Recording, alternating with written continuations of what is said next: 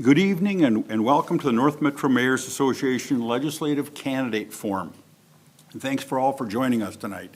I'd made a comment to colleagues here that if there are this many people at a city council meeting when I'm running it, I get very nervous. That means, but you're all here for good purposes. Is that right, Dean? Dean is my council colleague in the corner back there. My name is Dave Bartholomew, and I'm the moderator of this evening's forum, and I'm also the mayor of Circle Pines. The North Metro Mayors Association was created in 1987 as a nonpartisan organization advocating for issues and the importance of the North Metro region. I'd like to thank the North Metro Mayors for coordinating and sponsoring the forum, as well as the candidates participating in tonight's forum for making this event possible. I'd like to also thank City of Circle Pines for hosting this event in our City Council chambers, and to North Metro TV for recording and airing this forum. Our goal in sponsoring tonight's legislative candidate forum is to provide residents with the opportunity to learn about the candidates' ideas and positions on issues that we believe are important to the future of our communities and the North Metro region. We will pose 4 prepared questions. Responses will be in rotating order with set time limits on their answers. I note that these limits are maximums and not minimums. We regret that we can't cover all issues of interest tonight due to time constraints. So I'm pleased to introduce the candidates with us tonight for House District 36A. And we have Elliot Engen and Susie Strom here with me tonight. So thanks both of you for participating. Thank you.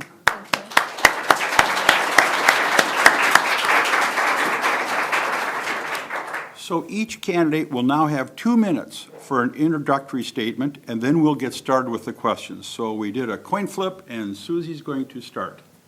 Go ahead.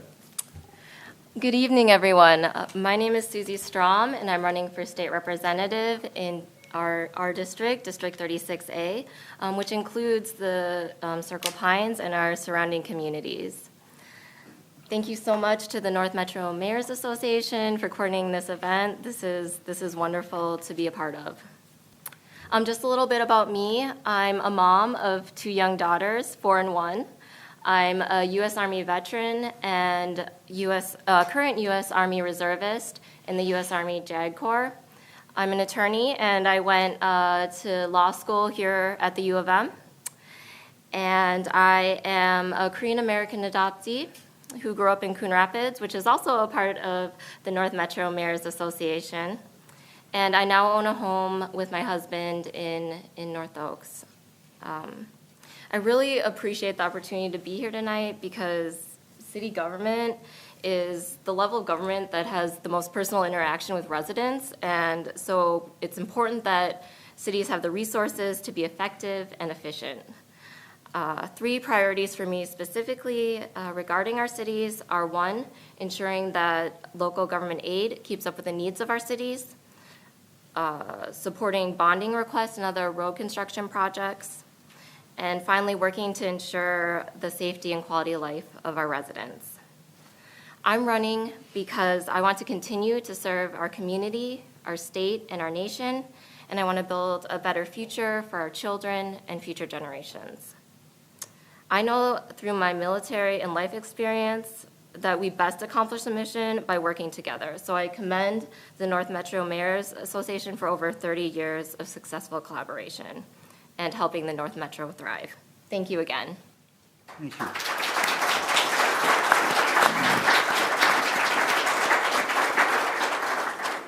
And Elliot Engen. Yes, well, thank you so much to the North Metro Mayors Association for hosting this. This is exactly what we need more of. We need open-ended discussions where we can actually talk about the things that you, the residents, care about. And what better place to do it than right here in Circle Pines. So thank you. And with that, my name's Elliot Engen. I'm running here in District 36A for the Minnesota House. And I never intended to run for office. It wasn't something that was on a bucket list that I wanted to check off. I saw a void in leadership. I saw modern politics slipping into this blame game, constant finger pointing and trying to figure out who is the root cause of the issue rather than rolling up your sleeves and trying to find the solutions to the issues, because we're all facing them. I'm a product of this community. My wife and I, we met in our local public schools. Our first date was at the local movie theater in White Bear Township, and my first job was as a dishwasher on our local Main Street. It's about community. It's about figuring out ways to get things done, and regardless of red or blue jersey, figuring out ways to put red, white, and blue jersey first. So that's why I'm here tonight. I have experience not only in manufacturing, where I got to see some of the impediments that businesses face, how hard it is to be profitable and efficient in the state of Minnesota. Working as a prosecution assistant, I got to see how crime is being incentivized rather than disincentivized with some of the policies and the activism that's going on from judges and prosecutors. And currently, I work in invasive species, and I care about the environment. I want to see a sustainable future, one that is bright and optimistic, and something that we can all be proud of. So I really appreciate you guys for putting this on, and I look forward to the discussion. Thank you.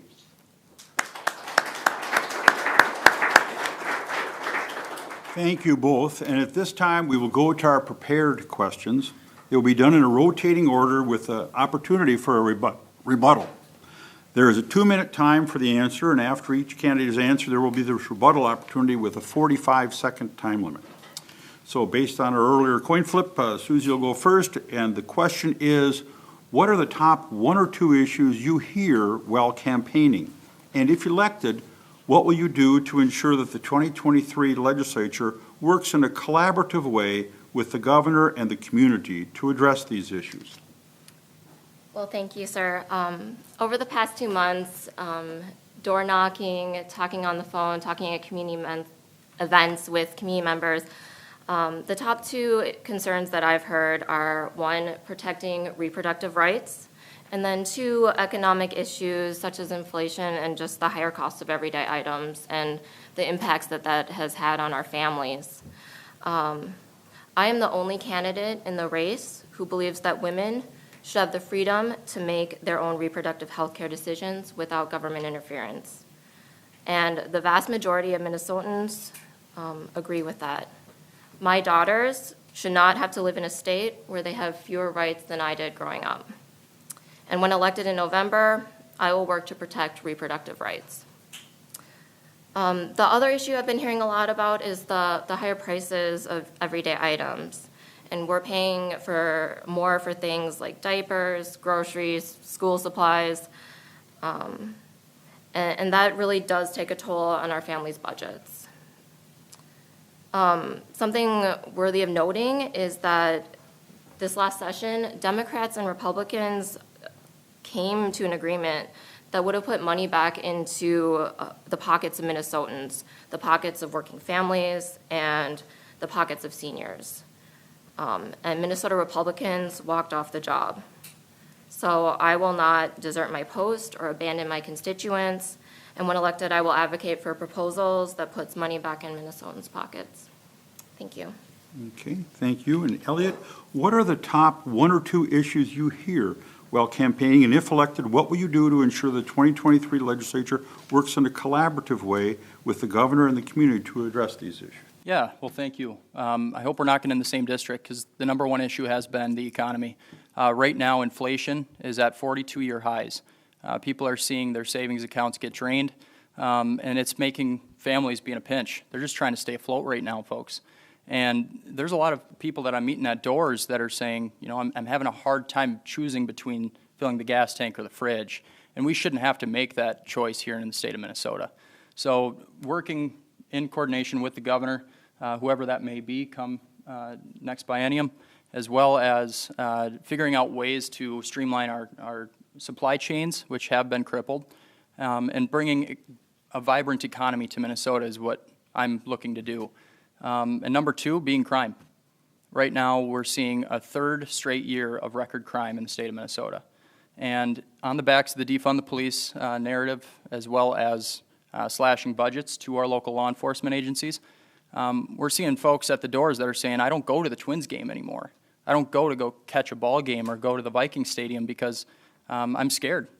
And they have a right to be. We need to make sure that we're supporting law enforcement, and we're very blessed and honored to have their endorsement of the Minnesota Police Officers Association in this race and bring some public safety back to the state of Minnesota, because this needs to be a great state to live, work, and raise a family, and you can't do so without a vibrant economy and safe communities. Okay. Okay, thank you. And now for an opportunity for a 45-second rebuttal. You don't have to, this is optional, starting with, in this case, Susie. Okay, Elliot? Nope, okay, great. We'll move on to the next question. Elliot, you answer this one first. Describe your view of local and regional transportation infrastructure needs. Do you believe additional state funding for transportation is necessary? And if so, what sources of increased revenue would you consider supporting? So I'm a big proponent of growth through infrastructure. I think that our economy is made more vibrant when businesses are attracted to our state because our infrastructure is top-notch. Whether it's roads, bridges, or wastewater treatment, we need to bring the best to Minnesota, and I think that we can do that. When it comes to budgeting for it, if you look at 2017, in a bipartisan manner, the legislature was able to pass 50% of all sales tax from auto parts sales would be going towards infrastructure, roads and bridges, the Huddle Fund. And I think that we can do that again. That remaining 50% could be brought to infrastructure needs, and what that would immediately do is bring $300 million to infrastructure without raising a single penny in taxes. If we want to have a strong infrastructure and have that growth that we see from it, then we need to do so without raising taxes because they're already enormous. People are feeling the pain right now. So I think that's the most responsible and efficient means of doing so, and I think that that's going to make Minnesota a great place to live, work, and raise a family, like I said before. Okay, thank you. Susie, describe your view of local and regional transportation infrastructure needs. Do you believe additional state funding for transportation is necessary? And if so, what sources of increased revenue would you consider supporting? It's hard to overstate the importance of supporting our local and regional transportation infrastructure. It's literally how our communities move and how our communities thrive. And it's how we move to work, how we move to school, and how businesses and people move products and themselves. So it's important that we invest in transportation infrastructure. And this is a long-term investment, and it has a direct impact on the economic health of our region here in the North Metro. One personal thing that I can relate to, I know that one of the North Metro Mayors Association's projects that they've listed as a priority is the Highway 10 expansion, and I can personally attest when I go and visit my parents in Coon Rapids that traffic can be terrible. So we need to support projects that will address those issues. Minnesota faces a projected transportation funding shortfall of $6 billion over the next 2 decades. And that means we need to increase funding to meet our transportation needs, not only here in the North Metro, but throughout the state. And we need to carefully consider all sources of revenue to address our transportation needs so that we can best move the future of transportation forward in our region and in the state. We should consider solutions like the auto parts sales tax to transportation, but we should also work with our partners and with the subject matter experts to examine the effects on any changes in the general fund. Thank you. Okay, thank you. And now we have an opportunity again for a rebuttal, if we'd like to. 45 seconds. Elliot, would you like to have a rebuttal? Yeah, just one quick thing. I know that right now we're tied to the Minnesota is tied to the California car emission standards. So if we take the same route that California is taking, right now they're experiencing rolling blackouts, then we will have eliminated all gas vehicles by 2030. If that's the case, then the 28.6 cents that's going to be going towards roads and bridges, 60% of that has to go towards our infrastructure funding, then we're not going to have that revenue, and it's going to be way worse than, I believe Susie had said, $6 billion. So if we continue with these one-size-fits-all mandates and we continue adopting the same ideas as California, then I think we're going to find ourselves in a bigger pinch. Okay, thank you. Susie, would you like to provide a 45-second rebuttal?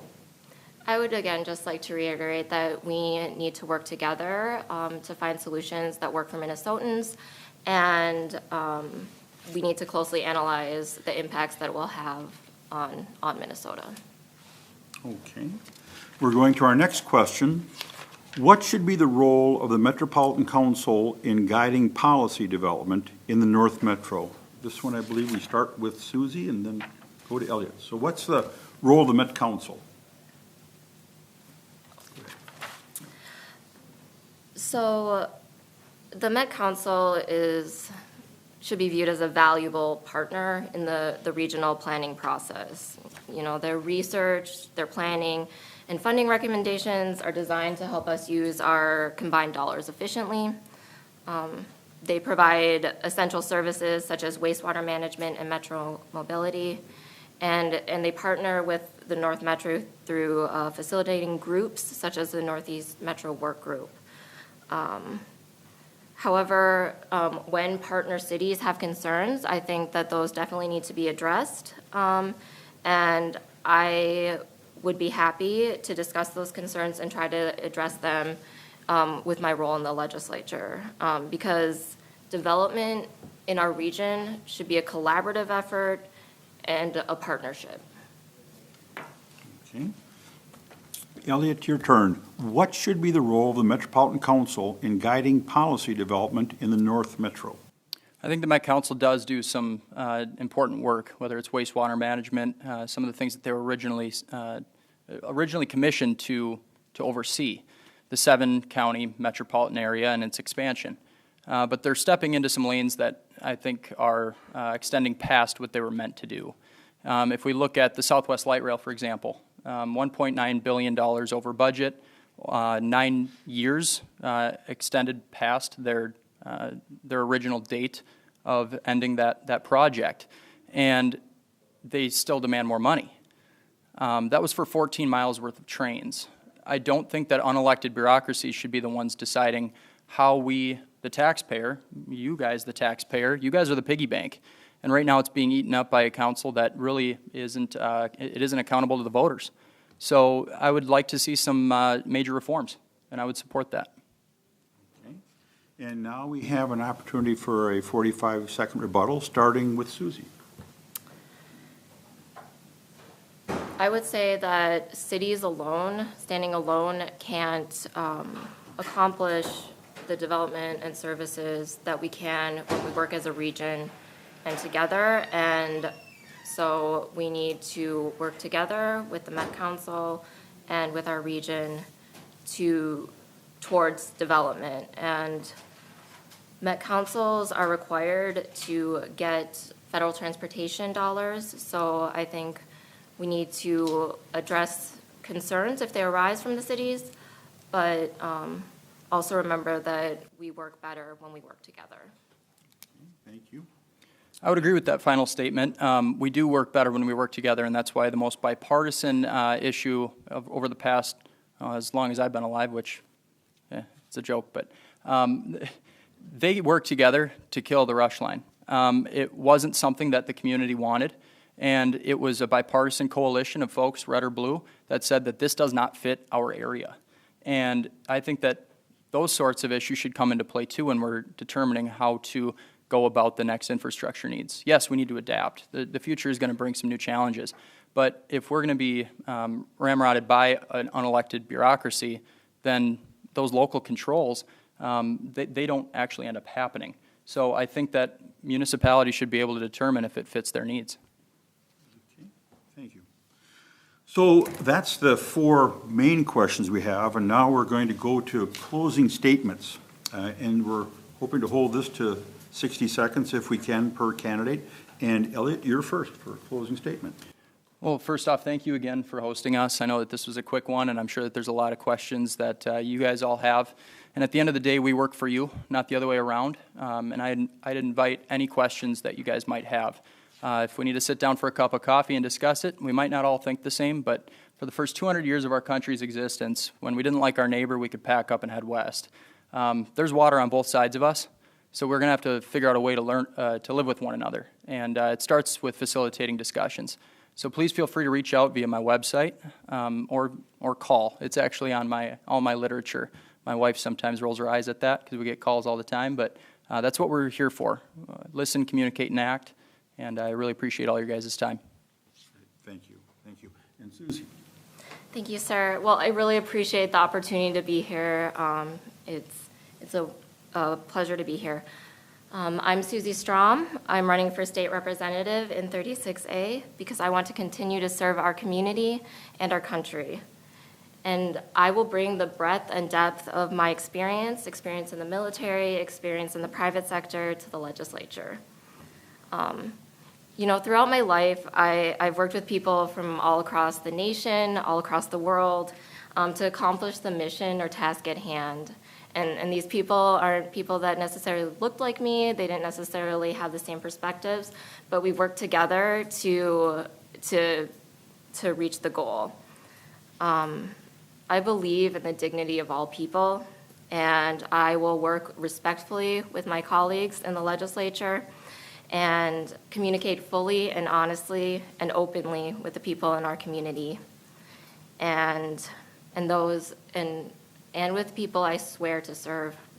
Voters deserve a representative that they can trust to take on difficult issues, rather than relying on sound bites that gloss over our problems and attack those who believe differently. Thank you.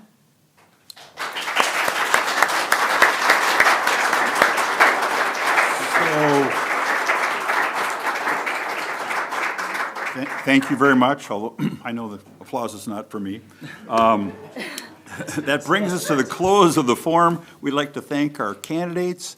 Did a great job, both of you. Thank you very much. The North Metro Mayor's Association, City of Circle Pines, and North Metro Cable TV staff for making all this event possible. I would remind everybody to please vote on Tuesday, November 8th, on or before November 8th.